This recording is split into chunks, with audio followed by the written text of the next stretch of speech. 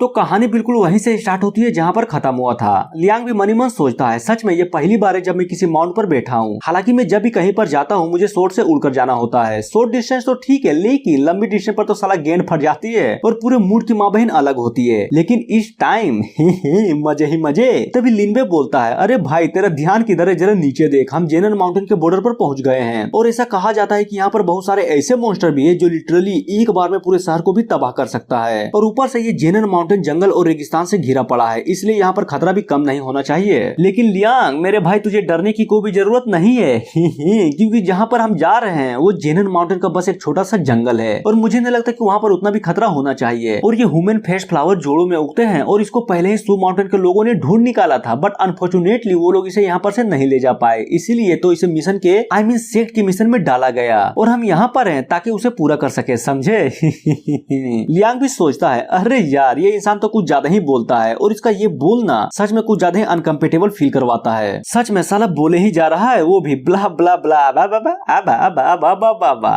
वाह क्या सीन है, कहीं कान की जगह गांड ना फट जाए। और तभी नोटिस करता है, एक मिनट, कहीं ऐसा तो नहीं है ना कि इसके बकवास के कारण सारे लोग इसको पीछे बिठा दिए हैं। फिर हमें आधे घंटे बाद का सीन दिखाया जाता है जहाँ पर वो चिड़िया फाइनली जमीन पर लैंड कर जाता है और सबको उतारने के बाद वहाँ से उड़ जाता है। जी भी लाइक, जाते हुए अपना ध्यान रखना।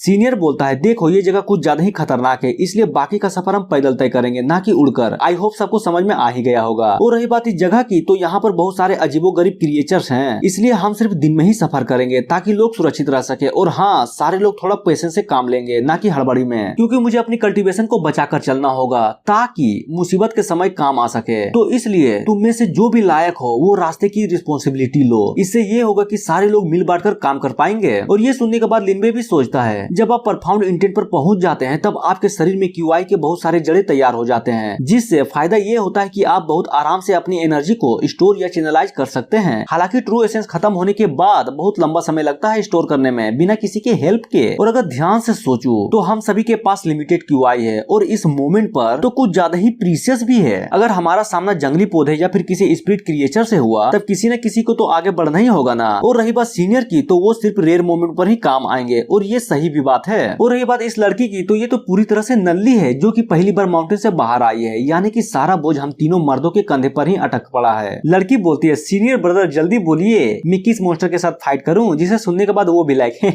अरे अरे तुम्हें टेंशन लेने की कोई भी जरूरत नहीं है, ये सारा काम हम संभाल लेंगे।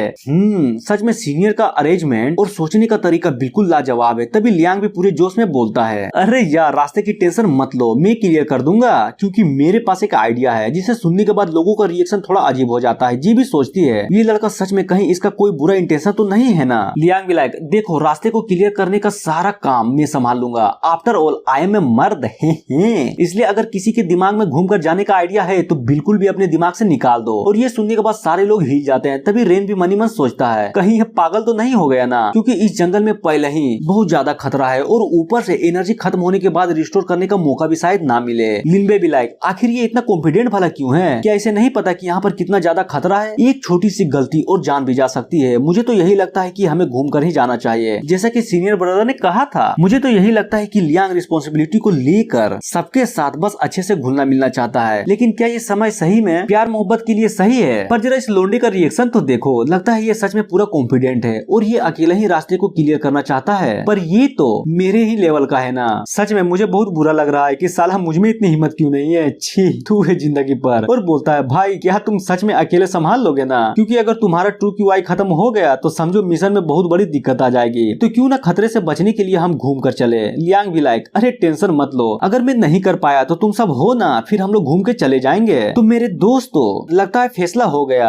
आगे का पूरा रास्ता मैं संभाल लूंगा। जिसे सुनने के बाद सारे लोग का रिएक्शन ये होता है। तभी सीनियर बताता है, तो ठीक है, अगर तुम्हें यही करना है तो कर लो। और अंधेरा भी हो रहा है, हमें जरा जल्दी करना चाहिए। लेकिन एक बात याद रखना, अगर लड़ते वक्त तुम्हारा क्यूआई खत्म हुआ तब हम सेकंड रास्ते को फॉलो करेंगे, यानी कि घूम कर, समझे? वो भी लाइक, अरे टेंशन मत लीजिए, मैं सब संभाल लूंगा। और इन सब की बातों को सुनने के बाद जी भी मनी मन सोचती है, पहले मुझे सिल्वर स्वॉर्ड पीक से कुछ ज्यादा ही नफरत थी, और ऐसा इसलिए क्योंकि मेरे मास्टर ने मेरा कुछ ज्यादा ही अच्छे से ध्यान रखा था। और जब मैंने परफाउंड इंटेंट पर अपना ब्रेक थ्रू किया तब मास्टर ने मुझे गिफ्ट के तौर पर दाबाई को दिया। मेरे मास्टर मेरे लिए कुछ ज्यादा ही इंपॉर्टेंट फैमिली मेंबर है, इसलिए मैंने जब सुना कि मेरा मास्टर का लफड़ा सिल्वर स्वॉर्ड पीक के मास्टर फेंग के साथ हुआ, तब से मैं उस पीक के साथ कुछ ज्यादा ही नफरत करने लगी थी। और जब इस लड़के ने कहा कि मैं उसी पीक से हूँ, तब अपना गुस्सा सारा का सारा इस पर निकालना चाहा और डा बाई पर बैठते समय इसको अलग कर दिया। लेकिन अब ये लड़का अलग पीक से होने के बावजूद भी टीम की रिस्पॉन्सिबिलिटी लेना चाहता है। मुझे साफ दिखाई दे रहा है कि ये हम लोगों से दोस्ती करना चाहता है। अब मुझे भी लगता है कि मुझसे कुछ ज्यादा ही बड़ी गलती हो गई थी। मैंने कुछ ज्यादा ही रूड तरीके से बर्ताव किया जो कि नहीं करना था। और अपना लियांग तो अलग ही मगन में था कि